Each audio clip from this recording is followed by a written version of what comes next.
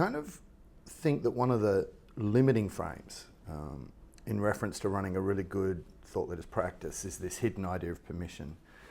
And in our world of thought leadership, there's a lot of people who get stuck waiting for permission, right, before they publish, before they pitch an idea or package their ideas.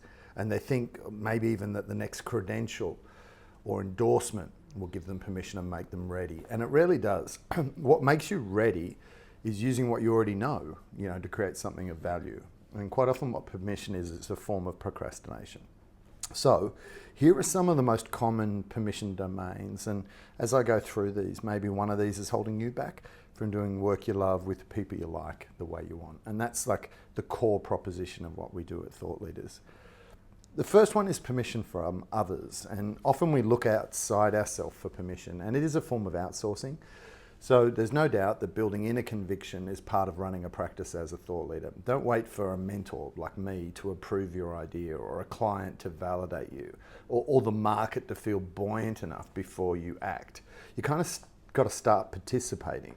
The more you show up, the more comfortable you'll become. And this is this permission from others is centered around backing yourself and taking ownership of your decisions. So that's like the first domain. The second one's a little more insidious because it's systemic, so permission from the system. Another way we look for permission is from the system. So we sort of grow up learning to ask institutions for approval, and this goes back to qualifications and credentials again. They have value, but they're not essential. Like in a practice, it's your ideas and the impact they create that establishes credibility. So notice where you might be holding yourself back at a systemic level. This is kind of outlier, deviance-centered permission. The third one, and the third domain, so if we talk about permission from others, permission from the system, is permission from your past. And often the way we've been creates a template for how we think we should be. And Tony Robbins reminds us that our biography is not our destiny. You may still feel like an employee, for example, or a consultant because that's what you've been, when maybe it's time to re-author yourself as a practitioner or a thought leader and give yourself permission to move on from who you were. Your skills often stay with you, but how you see yourself should change over time. So this one, permission from your past, is a core identity permission. And of course, if we're going to run around the timeline, there's permission from your present as well. And a practice grows one decision at a time. You don't need to start big. So begin where you are, earn as you learn, and keep refining your message, giving yourself permission to build momentum slowly and steadily now.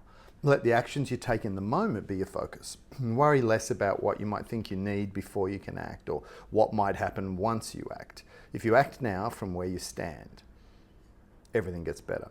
So this is a permission centered around sort of mindfulness and enoughness. So the mantra might be that you have everything you need right now to make this happen.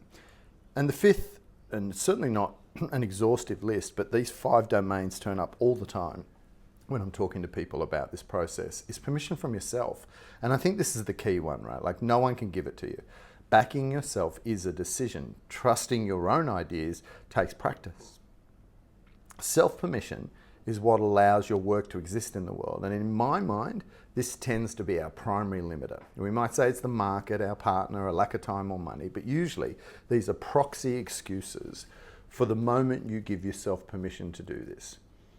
And I reckon permission precedes decisions. You can decide all kinds of things, but they'll always be enabled or disabled by the degree to which you give yourself permission to act. As always, go deeper to the underlying pattern that runs the game, because the pattern often wags the dog when we're playing a bigger game, we're stretching ourselves, or we're taking what we see as a risk or like as a next step. So see the pattern, see what lies beneath, and from a place of being construct aware, we can make better choices and take cleaner and more confident actions. Sometimes we wonder if we've got the energy, the confidence, the capability to do this work, but each of these 3 questions might have a deeper pattern behind it. And this is this idea of being construct aware. So do I have the energy might be hiding the question, can I sustain the effort this takes? Do I have the confidence might hide the question, do I have to be a social media influencer to make this work? Do I have the capability might hide the question, am I expert enough to charge for my ideas? And all the 3 of these questions, the energy, confidence, capability ones, then come back to this one thing, called permission. Whether it's permission from others, from the system, or yourself, the question behind every hesitation is the same. Am I allowed to do this? And I've had my own moments of waiting for someone else to tell me it was okay to take the next step. And what I've realized is it never comes. You have to give that approval to yourself. So if this idea of permission strikes a chord, take a moment to look at where you might be holding yourself back and then give yourself the go-ahead. That single decision, that single act of permission could change the rhythm of your practice.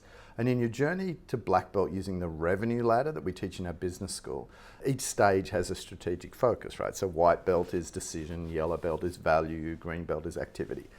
And at the beginning, as you're working towards white belt, it's all about decision, and in black belt, it's all about investment. But lately, I've been wondering if the permission piece might be what sits behind all of these focus ideas. If you'd like a copy of our self-coaching framework using the revenue ladder and the primary strategic focus for each phase, it can help you stay focused on kind of what matters and avoid getting into overwhelm or horizontal to-do lists. And if you and I haven't connected in a while, let me know a little bit about who you are and where you're at.